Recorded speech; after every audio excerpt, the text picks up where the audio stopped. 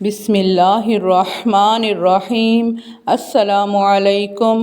اللہ کے محبوب صلی اللہ تعالیٰ علیہ وآلہ وسلم کا ذکر پاک محبت سے کر لیجئے۔ محمد الرسول اللہ صلی اللہ علیہ حبیبہ محمد و آلہ وسلم۔ زندگی کے ہر جائز کام کے آغاز اور اختتام پر اللہ کے محبوب علیہ الصلوۃ والسلام کا ذکر پاک کرنا باعث برکت اور باعث رحمت ہے۔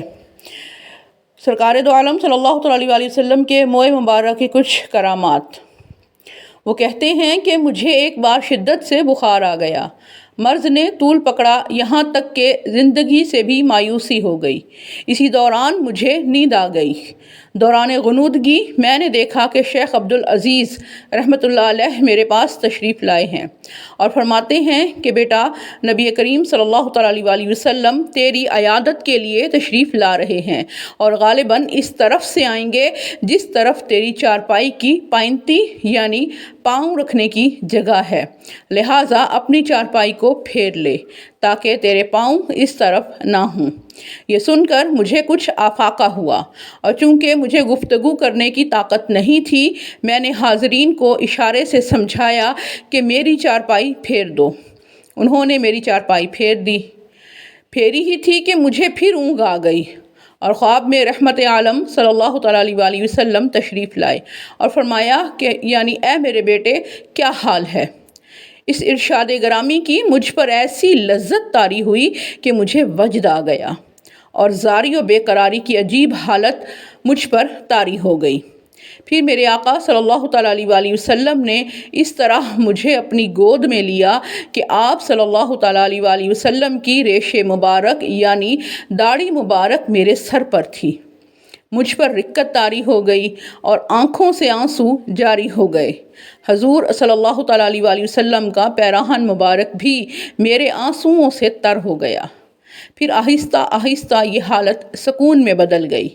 پھر میرے دل میں خیال آیا کہ کافی وقت گزر گیا ہے، کاش کہ کہیں سے مجھے سرور دو عالم صلی اللہ تعالیٰ علیہ وآلہ وسلم کے بال مبارک دستیاب ہو جاتے تو کیا ہی اچھا ہوتا کہ اگر مجھے نبی کریم صلی اللہ تعالیٰ علیہ وآلہ وسلم یہ دولت خود ہی عطا فرما دیں۔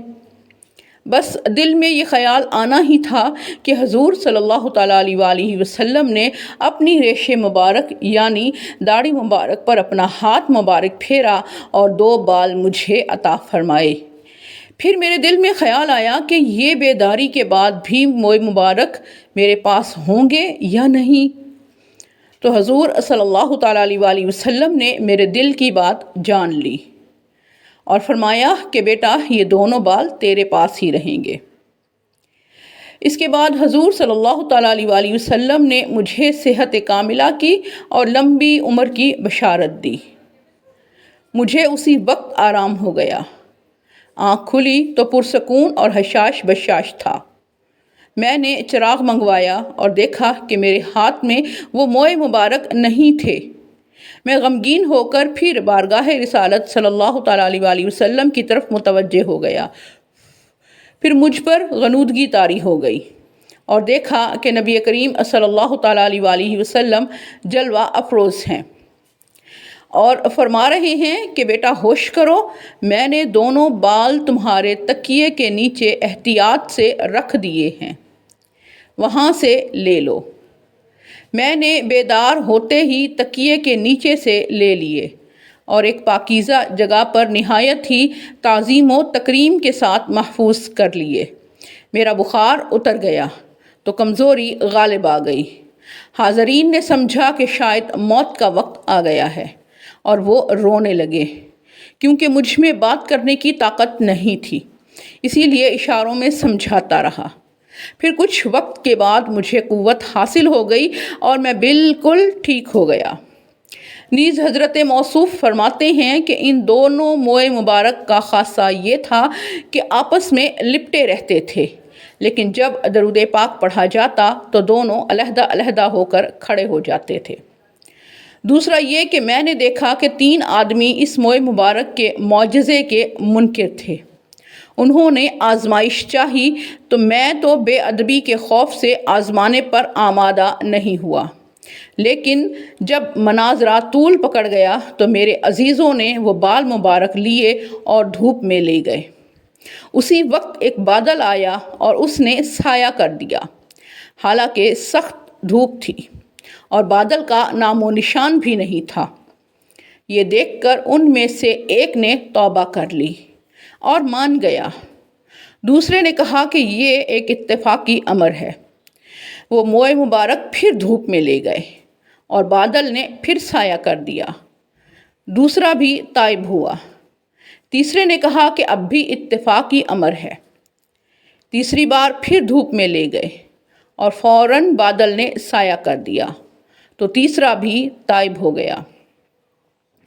تیسرا واقعہ وہ بیان کرتے ہیں کہ ایک بار کچھ لوگ موئے مبارک کی زیارت کرنے کے لیے آئے تو میں موئے مبارک والے صندوق کو باہر لایا۔ لوگ کافی جمع تھے۔ میں نے تالا کھولنے والی چابی لگائی مگر تالا نہ کھلا۔ بڑی کوشش کی مگر تالا کھولنے میں کامیاب نہ ہو سکا۔ پھر میں اپنے دل کی طرف متوجہ ہوا تو معلوم ہوا کہ ان لوگوں میں فلاں شخص جنبی ہے، یعنی بے غسل کیے ہوئے ہے۔ اس کی شامت اعمال کی وجہ سے تالا نہیں کھل رہا۔ میں نے پردہ پوشی کرتے ہوئے سب کو کہا کہ جاؤ دوبارہ طہارت کر کے آؤ۔ جب وہ شخص اجتماع سے باہر نکلا تو تالا کھل گیا اور ہم نے موئے مبارک کی زیارت کی سعادتیں حاصل کی۔ ہے کلام الہی میں شمس و ضحیٰ، تیرے چہرہ نور فضا کی قسم۔ ہے کلام الہی میں شمس و ضحیٰ، تیرے چہرہ نور فضا کی قسم۔ قسم شب تار میں راز یہ تھا کہ حبیب کی زلف دوتا کی قسم۔ یہ واقعہ حضرت شاہ ولی اللہ محدث دہلوی رحمۃ اللہ علیہ نے انفاس العارفین میں اپنے والد محترم حضرت شاہ عبد الرحیم دہلوی رحمۃ اللہ علیہ سے روایت کیا ہے۔